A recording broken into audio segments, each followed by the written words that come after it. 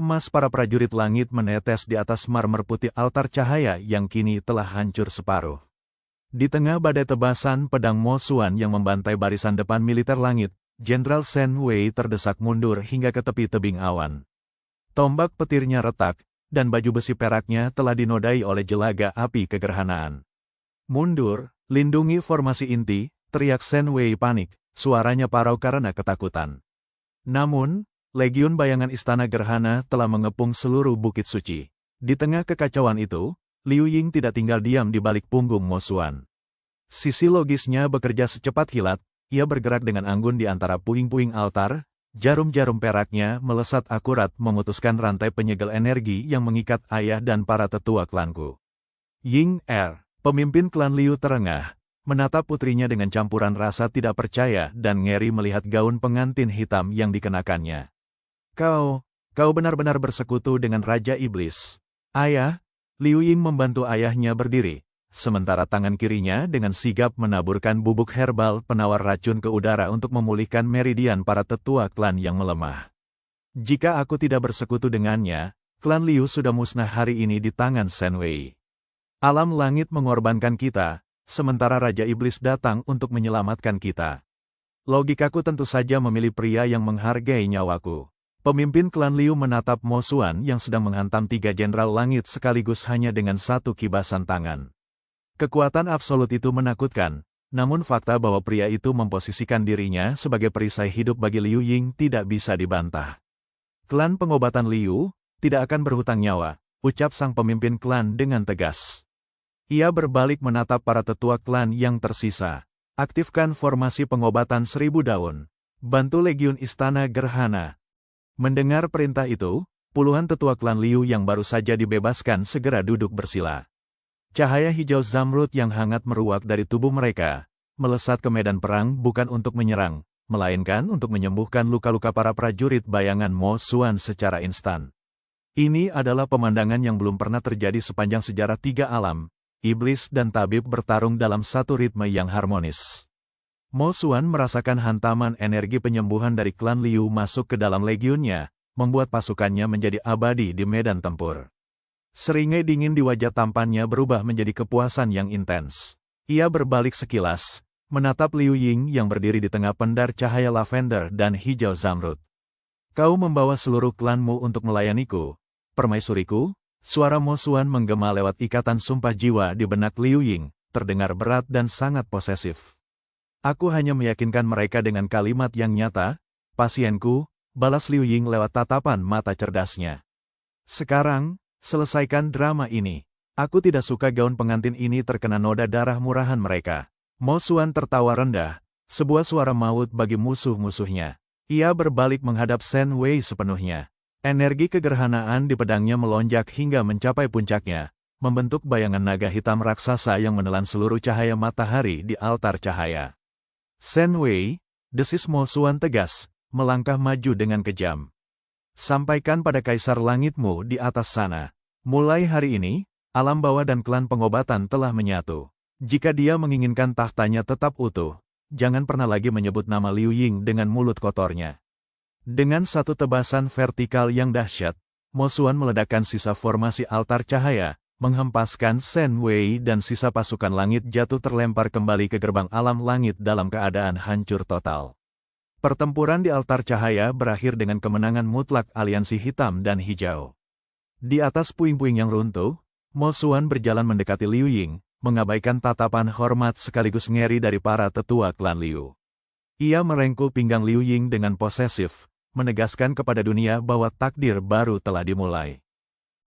Kehancuran altar cahaya dan bersatunya klan pengobatan Liu dengan legiun alam bawah adalah berita yang mengguncang fondasi surga.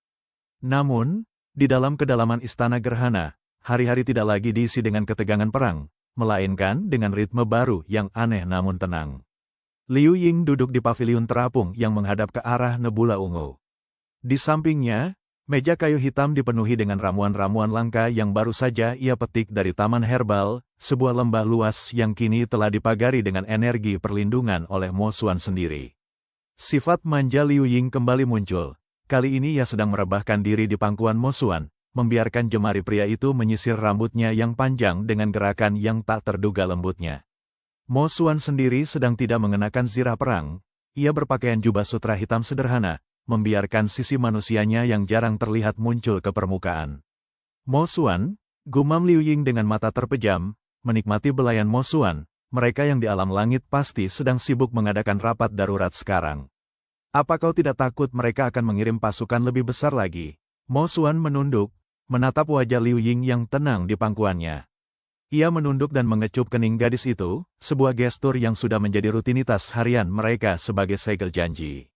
Biarkan mereka rapat. Jika mereka mengirim pasukan, mereka hanya akan memberi kita lebih banyak alasan untuk memperluas wilayah kekuasaan kita. Mo Xuan terdiam sejenak, jemarinya berhenti di puncak kepala Liu Ying. Sejak kau datang, alam bawah bukan lagi penjara bagiku. Kau mengubah kegelapan ini menjadi sesuatu yang bisa kusebut rumah. Liu Ying membuka matanya, menatap pria itu dengan binar cerdas dan tulus. Karena secara medis, monster pun butuh detak jantung yang stabil untuk tetap waras, Mo Xuan. Dan aku adalah tabib yang paling bertanggung jawab dalam tugas itu. Mo Xuan tertawa rendah, suara yang kini tidak lagi terdengar mengerikan bagi telinga Liu Ying. Ia menarik tubuh Liu Ying agar duduk, lalu menatap pergelangan tangan mereka yang masih memancarkan pendar emas hitam dari sumpah jiwa. Kita sudah mencapai apa yang disebut mustahil itu, ucap Mo Xuan, suaranya kini serius. Klan Liu aman, kau berada di sisiku, dan alam langit tak lagi berani mengusik. Tapi, aku ingin tahu, apa rencanamu selanjutnya, permaisuriku? Liu Ying mengambil sebuah botol kristal kecil berisi cairan bening yang ia racik sendiri, hasil dari kristalisasi energi surga dan iblis yang ia temukan di reruntuhan altar cahaya. Aku ingin membuat emulsi keseimbangan, jawab Liu Ying mantap. Sesuatu yang bisa menetralkan racun murni dari kedua alam. Jika aku berhasil, kita tidak hanya akan berkuasa di alam bawah, kita akan menjadi penguasa keseimbangan bagi seluruh dunia fana dan langit.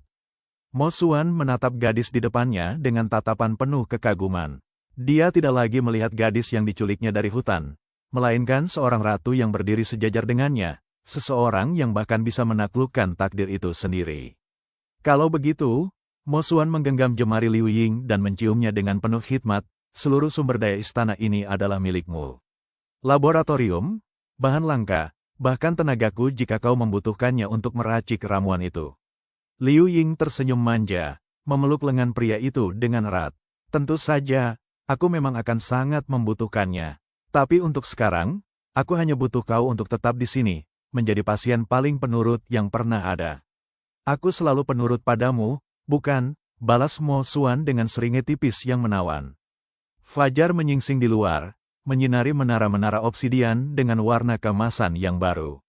Di bawah naungan takhta yang kini mereka bagi bersama, sang Raja Iblis dan tabib kecilnya telah menemukan kedamaian yang mereka perjuangkan.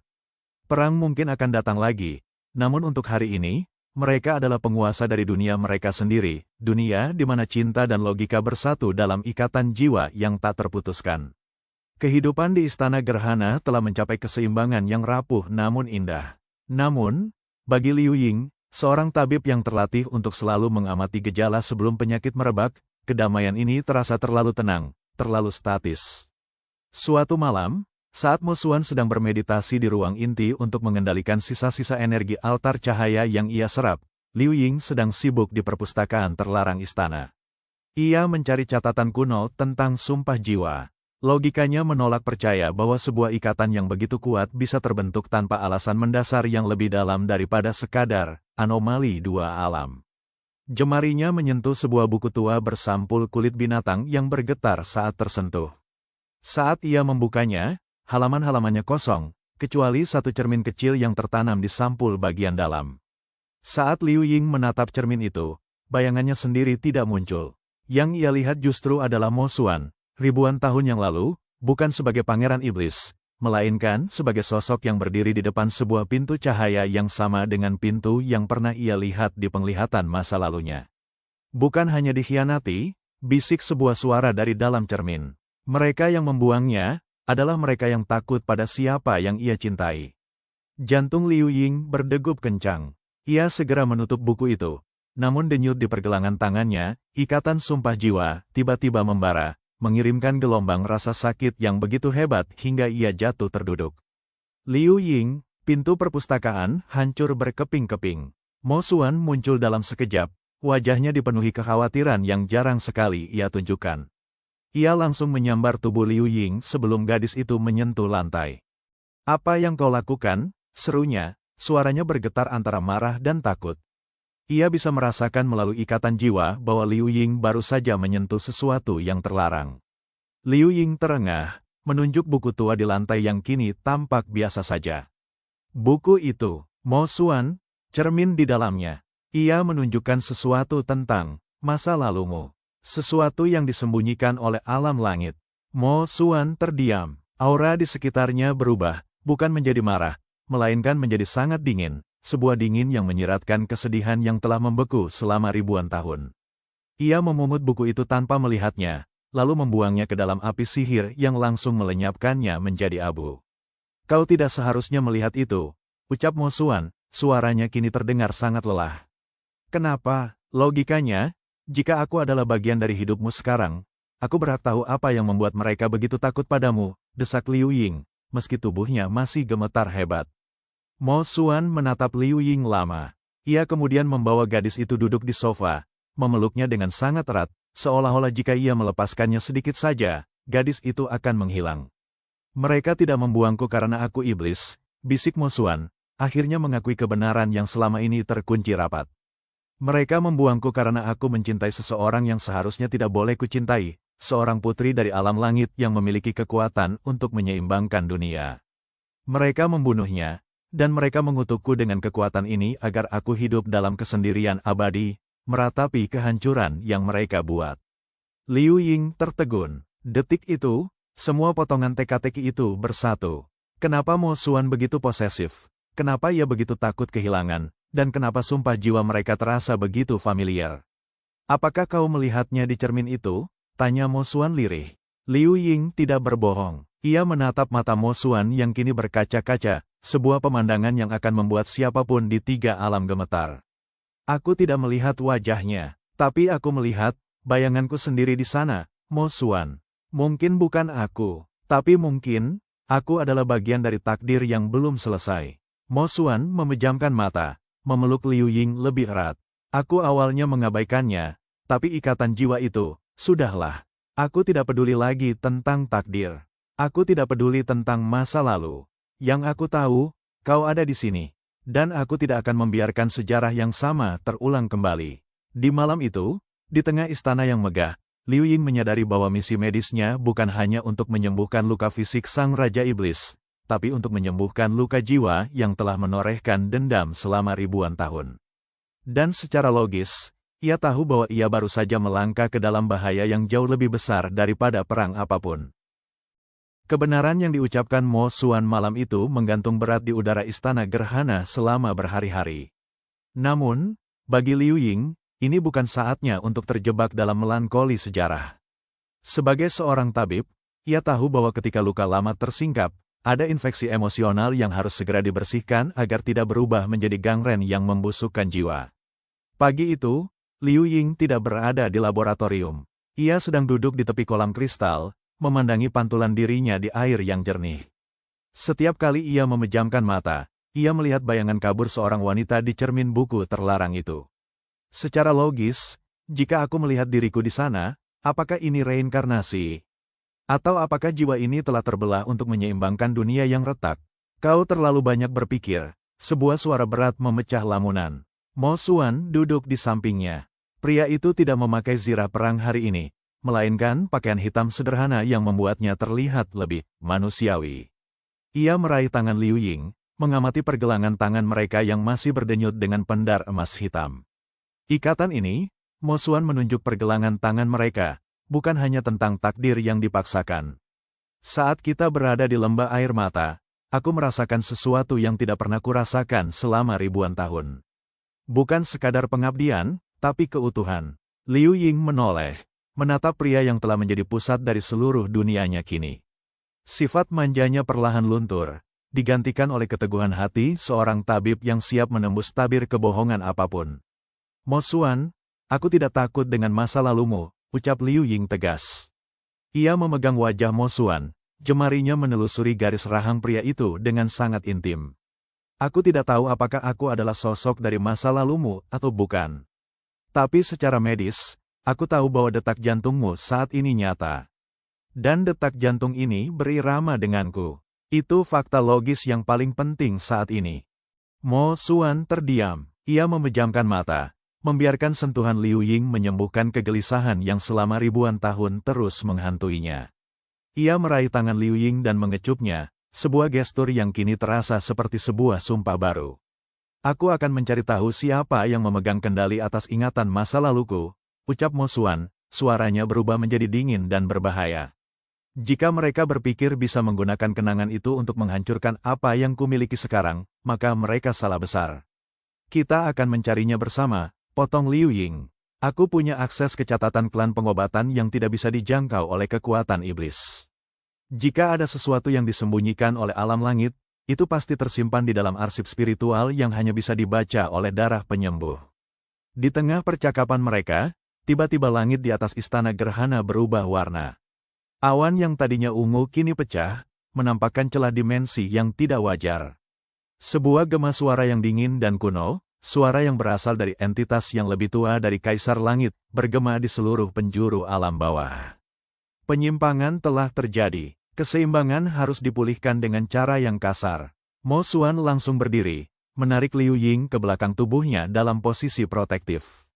Langit mulai menurunkan hujan energi putih yang membakar, bukan prajurit, melainkan fenomena alam yang berusaha memusnahkan keberadaan mereka dari dimensi ini. Itu bukan alam langit, desis Mo Xuan, pedangnya termaterialisasi di tangannya. Itu adalah kehendak semesta. Mereka menyadari bahwa kita bukan sekadar anomali, tapi ancaman bagi aturan yang mereka buat.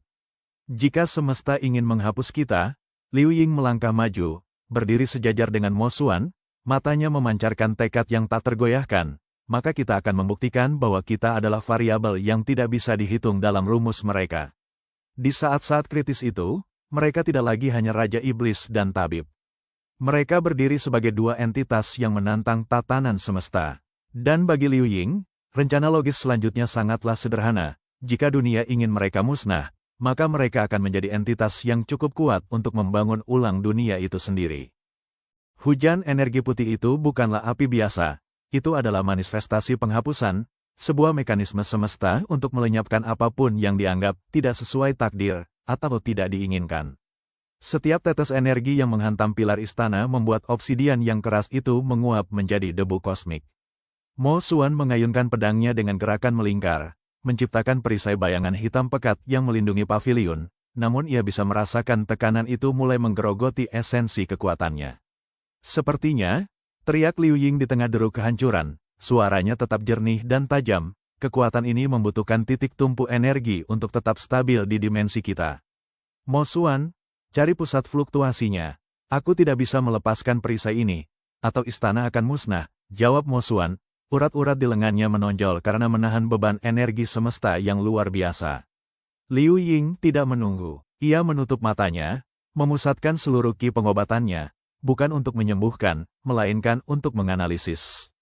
Ia membiarkan kesadarannya meluas, menembus lapisan pelindung Mo Xuan, dan merasakan alur energi putih yang turun dari celah dimensi.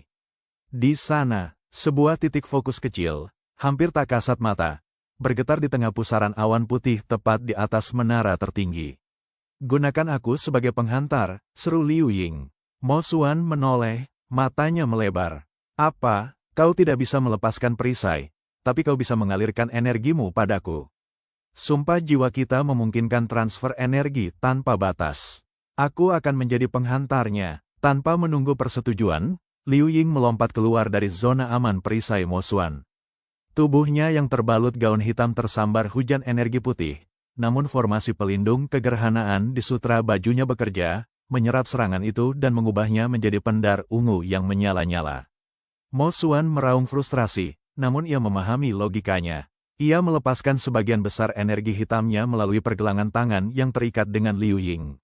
Arus kegelapan pekat mengalir deras ke tubuh Liu Ying, mengubah gadis itu menjadi mercusuar energi ganda, cahaya penyembuhan murni dan kegelapan abadi yang melebur. Sekarang, teriak Liu Ying, mengarahkan tangan kanannya ke titik fokus di langit. Energi yang telah tercampur itu meledak dalam bentuk panah cahaya hitam ungu yang merobek langit. Panah itu menghantam titik fokus di pusat hujan energi. Serak, suara itu seperti kaca yang pecah di seluruh dimensi. Hujan energi putih itu seketika berhenti, dan celah dimensi di atas istana menutup dengan dentuman keras yang menggetarkan bumi. Keheningan kembali menyelimuti alam bawah. Liu Ying jatuh lemas, namun sebelum ia menyentuh tanah, Mo Xuan sudah menangkapnya. Pria itu tampak pucat, napasnya tersengal-sengal karena telah memberikan nyaris seluruh energinya kepada Liu Ying. Ia mendekap gadis itu dengan sangat erat, tangannya gemetar hebat. Kau benar-benar gila, bisik Mo Xuan, suaranya parau. Kau mempertaruhkan nyawamu untuk melakukan itu. Liu Ying tersenyum lemah, menyandarkan kepala di dada pria itu. Kita tidak punya pilihan. Ini adalah cara paling efektif untuk menunjukkan pada kehendak semesta bahwa kita tidak bisa dimusnahkan. Kita bukan lagi kesalahan takdir, Mo Xuan. Kita adalah takdir itu sendiri. Mo Xuan menatap langit yang kini tenang, lalu menunduk menatap Liu Ying dengan tatapan yang penuh dengan kekaguman, perlindungan, dan cinta yang jauh melampaui logika manapun. Ia sadar, tidak ada lagi jalan kembali. Mereka bukan hanya musuh bagi alam langit, mereka kini menjadi buronan bagi hukum semesta itu sendiri. Kalau begitu, ucap Mo Xuan tegas, matanya berkilat dengan ambisi yang baru. Jika semesta ingin menjadi musuh kita, maka kita akan membangun tatanan dunia kita sendiri di mana kita adalah hukumnya. Liu Ying terkekeh pelan, menutup matanya dalam pelukan pria yang kini benar-benar menjadi belahan jiwanya. Kedengarannya seperti rencana yang sangat ambisius, yang mulia. Tapi untuk sekarang, bisakah kita tidur? Secara medis, aku butuh setidaknya 10 jam untuk memulihkan meridianku. Mo Xuan tersenyum, senyum yang tulus dan hangat, lalu menggendong Liu Ying kembali ke dalam istana yang kini perlahan memperbaiki dirinya sendiri dari sisa-sisa kehancuran. Badai telah lewat, namun mereka tahu, selanjutnya, mereka bukan lagi sekadar bertahan hidup, mereka sedang menulis ulang sejarah.